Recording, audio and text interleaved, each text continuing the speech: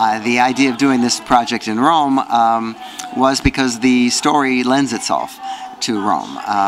It's a story, it's a supernatural love story involving werewolves and vampires. It has a certain Romeo and Juliet tinge to it. They're warring factions, and of course the two young lovers are from each side, and they don't make their parents or their clan members very happy. In the Eternal City, there's this conflict between the ancient and the modern, and that's sort of part of the basis of our story, is that how these young people are going to be able to triumph over the fact that their ossified parents and guardians and clans are on the one side old aristocrats, and on the other side bankers and people who are foreclosing on homes, and capitalism run rampant. And so it just seemed to be better set in Rome. And you know, we've been doing some scouting while we're here, looking at the Via Borghese and places like that. And I think it would be for the betterment of the project to make it here, as opposed to the original script, which was written to take place in Central Park in New York. But the romanticism and the tradition here, I think, makes it a much richer story. And what I found interesting in the Via Borghese is that there's a Globe Theater there. And since the origin of my story is Shakespearean, I thought maybe there's some way I can work that in, because there's so much history here, and there's so much, as you say, ghosts, which are almost supernatural presences as you walk down the street past ruins that have been saved, you know, and you can't help, when you look at those things, wondering what transpired here, what people were here, what did they think, what did they do, and in California, which is not that old, you know, I'm constantly walking down the street and I discover that there's a big hole where a building used to be. But I can't remember what building it is, because none of them have any tradition. It's not like we can remember what was there before. Here it's completely different, you know, and even to visit the Colosseum and see the juxtaposition between this trying to save and preserve the past while also modernizing it by building a subway underneath it, you know, it's the essence of Rome, I think. I have a special delivery for you.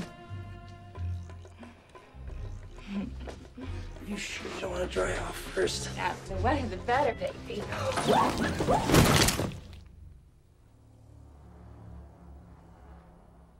My generation was brought up on movies. I mean, all the previous movies to our period were available freely on television. And ironically, there are more movies available to see today than there ever were when I was growing up. And yet, cinematic literacy is at a low, because kids don't really care or know much about old movies, and they don't see relevance in old movies.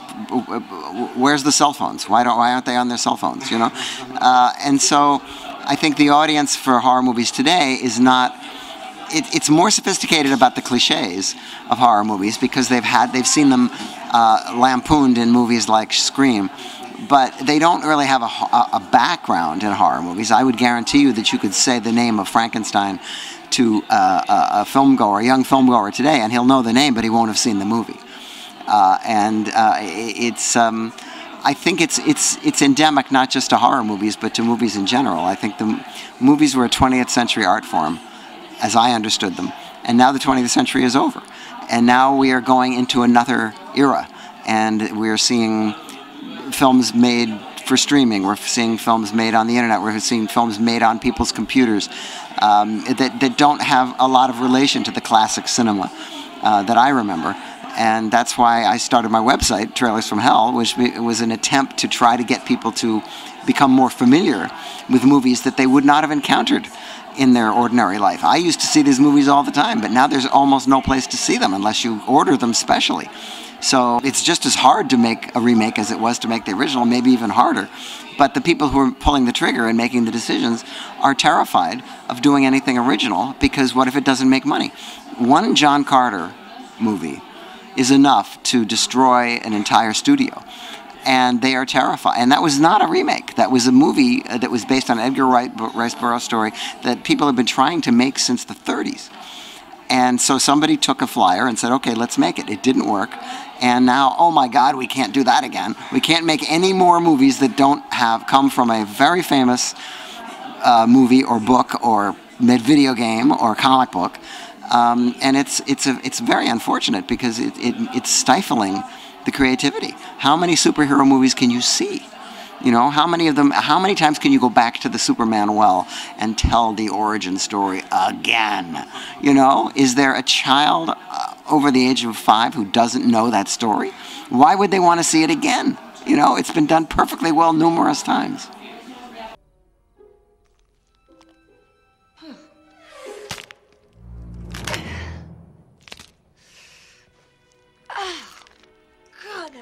Freaking hurt. Never said I was graceful. I do use my Roger Corman training on every film. I mean, no matter how big the budget, no matter how much time you have to shoot, there's always the same amount of time between when you say action and when you say cut. And that's the only part that's important. All the rest of it is not on the screen. I think you see the legacy of that cinema in every movie. I mean, even though there are these giant blockbuster movies that take forever to run, and there's constant third acts that run 30 minutes, and there are always people, you know, dangling from helicopters on girders and having fights and blowing things up. You know, I mean, that gets a little tiring after a while. But all of the tropes are the same ones that we used to have in movies when they didn't run 3 hours and they didn't have 8 climaxes. You know, those are the movies that forged cinema. And I think, frankly, there's a lot to learn from low-budget films and a lot to learn from movies that only run 75 minutes, you know.